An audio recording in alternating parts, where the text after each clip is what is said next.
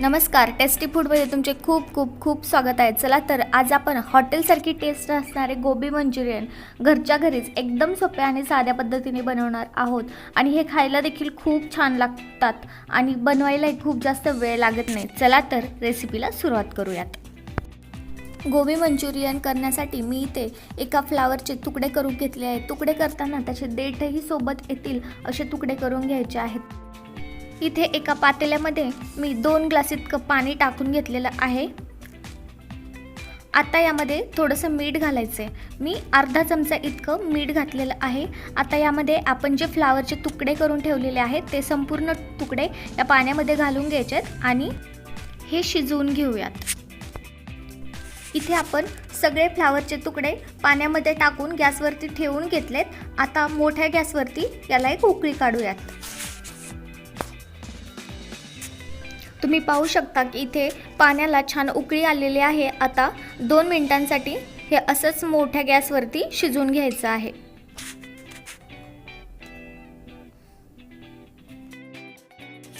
दोन मिनिटं झालेले आहेत. गॅसची फ्लेम बंद करूया आणि या फ्लावरमधलं पाणी काढून घेऊयात. फ्लावरमधील पाणी काढण्यासाठी मी इथे एक चाळणी वापरलेली आहे. चाळणी एका पातेल्यावरती ठेवून घेतलेले आहे. आता पातेल्यातील सर्व फ्लावर आणि पाणी या चाळणीवरती ओतून घेऊया आणि 10 मिनिटांसाठी असंच ठेवूया, म्हणजे फ्लावरही थंड होतील आणि पाणीही निथळेल. आता इथे आपण फ्लावरसाठी कोटिंग बॅटर बनवणार आहोत. त्यासाठी मी इथे एक भांडं घेतलं आहे. यामध्ये 1 चमचा इतकं कॉर्नफ्लावर टाकूयात आणि 1 चमचा इतकं मैदा टाकूयात आणि हे दोन्ही छान मिक्स करून घेऊयात. आता यामध्ये मीठ घालायचं आहे चवीपुरतं. तसेच यामध्ये 1 चमचा इतकं लाल तिखट घालूयात आणि थोडंसं अद्रक लसूणची पेस्ट घालून घेऊ आणि हे सगळं छान मिक्स करून घेऊयात. आता यामध्ये थोडं थोडं पाणी घालायचं आहे. एकसोबत खूप जास्त पाणी घालायचं नाही आहे. थोडं थोडं पाणी घालून मध्यम असं बॅटर बनवून घ्यायचं आहे. खूप पातळही नाही आणि खूप घट्टही नाही, असं बॅटर बनवून घ्यायचं आहे. बॅटर बनवत असताना यामध्ये गुठळ्या राहता कामा नये असं हे बनवून घ्यायचं आहे. आणि जेवढं आपण कॉर्नफ्लॉवर घेणार तेवढंच आपण मैदा घ्यायचा आहे. दोघांचंही प्रमाण सेम घ्यायचं आहे आणि बॅटर बनवून घ्यायचं आहे. इथे आपलं कोटिंग बॅटर बनवून तयार झालेलं आहे. आता आपण थंड करून घेतलेले फ्लावर यामध्ये टाकून घेऊयात. इथे आपले फ्लावर हे सगळे थंड झालेत. आता हे या बॅटरमध्ये टाकून घेऊयात. संपूर्ण फ्लावर हे बॅटरमध्ये टाकून घ्यायचेत आणि हे सगळे छान मिक्स करून घ्यायचेत. संपूर्ण बॅटर हे फ्लावरला चिकटेल असं हे छान मिक्स करून घेऊयात. इथे फ्लावरला बॅटर हे छान मिक्स झालंय. आता यावरती झाकण ठेवूया आणि 15 मिनिटांसाठी मुरण्यासाठी हे असंच ठेवूयात.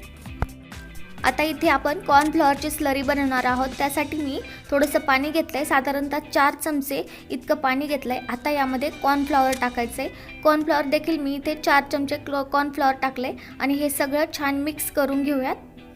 आणि इथे आपली कॉर्नफ्लॉवरची स्लरी बनवून तयार झालेली आहे. आपण फ्लावर मुरण्यासाठी ठेवले होते ते 15 मिनिटं झालेले आहेत. आता यावरील झाकण काढून घेऊया आणि इथे एका प्लेटमध्ये आपण अर्धा मोठा चमचा इतकं मैदा घ्यायचा आहे आणि एक फूल घेऊन हे या मैद्यामध्ये बुडवून घ्यायचं आहे. म्हणजे ज्यावेळी आपण हे फुलं तळणार आहोत त्यावेळी हे छान क्रिस्पी होतील. आणि याचप्रमाणे सगळे फुलं हे मैद्यामध्ये बुडवून घेऊयात. इथे आपले सगळे फुलं हे मैद्यामध्ये बुडवून झालेले आहेत. आता हे तळून घेऊयात. इथे तळण्यासाठी जेवढं तेल हवं आहे तेवढं तेल मी कढईमध्ये टाकून घेतलं आहे. तेल चांगलं गरम झालं आहे. आता यामध्ये एक गोबीचं फूल टाकून घ्यायचं आहे. जेवढे फुलं मावतील तेवढे यामध्ये टाकून घ्यायचे. तुम्ही हाताने टाकू शकता किंवा चमच्याने देखील टाकू शकता.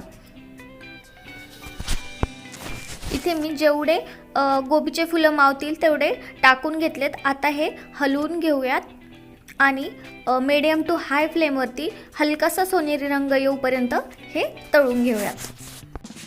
इथे आपल्या गोबीच्या फुलांना हलकासा सोनेरी रंग आलेला आहे, म्हणजे आपले गोबी हे छान तळलेले आहेत.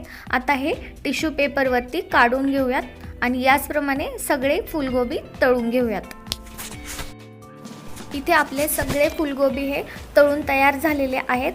हे आतमधून मऊ आणि वरून क्रिस्पी असे बनलेले आहेत. आता हे सॉसेसमध्ये डिप करून घेऊयात. ज्या कढईमध्ये फुलगोबी तळलेले आहेत मी तीच कढई घेतलेली आहे.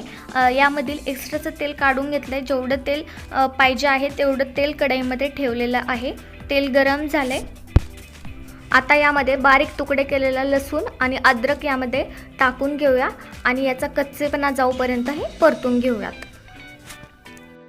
आता यामध्ये एक मी मीडियम आकाराचा कांदा बारीक चिरून घेतला आहे तो घातला आहे आणि बारीक शिमला मिरची चिरून घेतली आहे मीडियम आकाराची, ती देखील यामध्ये टाकून घेतली आहे आणि हे सगळं मिक्स करून घेऊया.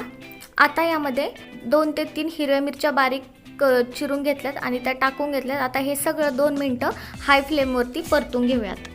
कुठलेही चायनीज पदार्थ हे हाय फ्लेमवरतीच परतवले जातात. इथे शिमला मिरची आणि कांदा छान परतलाय. आता यामध्ये 2 चमचे इतकं डार्क सोया सॉस घालूया, तसेच 2 चमचे इतकं रेड चिली सॉस घालूयात आणि 3 ते 4 चमचे इतकं टोमॅटो केचप घालूयात आणि हे सगळं छान मिक्स करून घेऊयात. तुमच्या आवडीनुसार तुम्ही सॉसेस घालू शकता. आता यामध्ये अर्धा चमचा इतकं लाल तिखट घालूया आणि हे देखील छान मिक्स करून घेऊया. यामध्ये आता चवीपुरतं मीठ घालूया आणि मीठ देखील मिक्स करून घेऊया. आपण जी कॉर्नफ्लॉवरची स्लरी करून ठेवली होती ती आता यामध्ये घालून घ्यायची आहे आणि कॉर्नफ्लॉवरचा कच्चेपणा जाऊपर्यंत हे परतून घ्यायचे. कॉर्नफ्लॉवरचा कच्चेपणा जाऊपर्यंत आपण हे परतून घेतलं आहे. आता आपण जे गोबी तळून ठेवलेले आहेत ते सगळे गोबी यामध्ये टाकून घ्यायचे.